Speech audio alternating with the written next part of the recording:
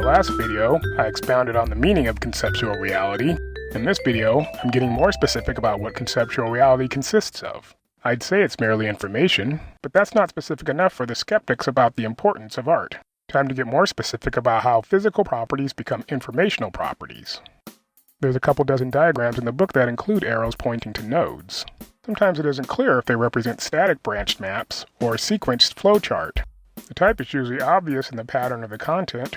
However, I understand why some of these might seem too complicated and vague at a glance. The next figure is no exception. It's a hybrid of branching and sequencing.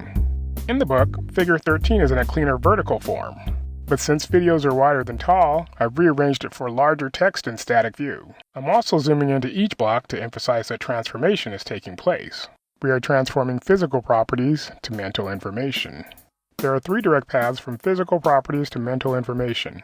One path is a simplification of the other two. The other two paths are the analog and digital paths of transformation in detail. There are some alternate detours in each path. There's one dead end and one legend note describing one of the detours.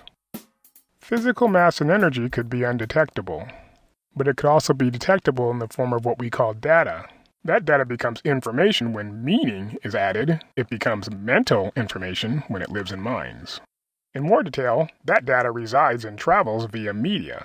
Before I go further, I'll point out that the concept of media is made bogus if it uses adjectives that put any unspecified expiration time on its meaning. That's what the dashed border represents. Just call it media and leave it at that. Media contains content, which is information if meaning is included. It's reduced to straight data if critical parts get lost, and restored to information if lost parts are recovered. Information content usually starts in analog form, which could remain that way to the end, but it can also go straight to digital form or be converted from analog to digital. It can mean something to a synthetic computer in the form of a program. That program can process other data independent of meaning in the form of machine content. You might even call the machine a mind that processes mental information. This gets into futuristic forms of information processing such as artificial general intelligence or even quantum computing. Either way, machines can be controlled by analog signals like the old vacuum tubes. That also becomes machine content and can be translated to human minds in the form of a print or electronic display.